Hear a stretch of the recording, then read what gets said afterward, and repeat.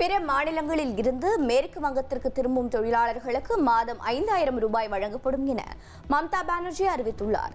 புலம்பெயர்ந்த மேற்கு வங்க தொழிலாளர்களுக்காக ஷமஸ்ரீ திட்டத்தை அம்மாநில முதலமைச்சர் மம்தா பானர்ஜி தொடங்கி வைத்தார். வேறு மாநிலங்களில் வேலை செய்து வரும் மேற்கு வங்க தொழிலாளர்களை சொந்த மாநிலத்திற்கு திரும்ப கொண்டு வருவதே இத்திட்டத்தின் நோக்கம் என்று தெரிவிக்கப்பட்டுள்ளது.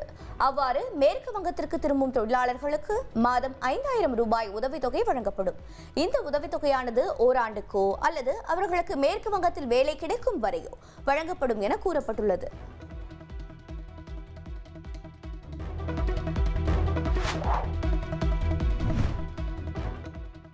ராப் பாடகர் வேடனை கைது செய்ய கேரள உயர்நீதிமன்றம் தற்காலிக தடை விதித்துள்ளது.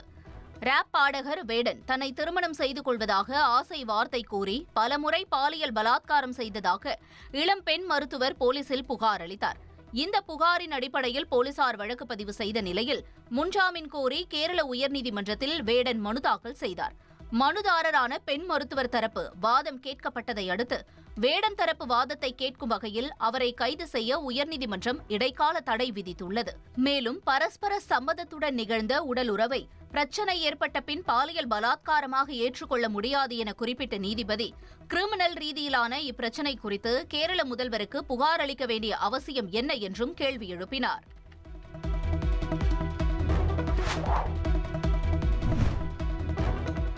வடகிழக்கு காஷ்மீர் பகுதியான சோனாமார்க்கில் நடப்பு சீசனின் முதல் பனிப்பொழிவு பதிவாகியுள்ளது.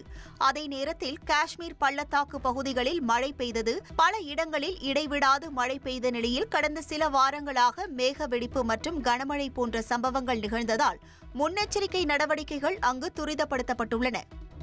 உங்கள் தந்திவன் தொலைக்காட்சியில் வீர ஆஞ்சநேயா தினமும் காலை 8 மணிக்கு காணத் தவறாதீர்கள்.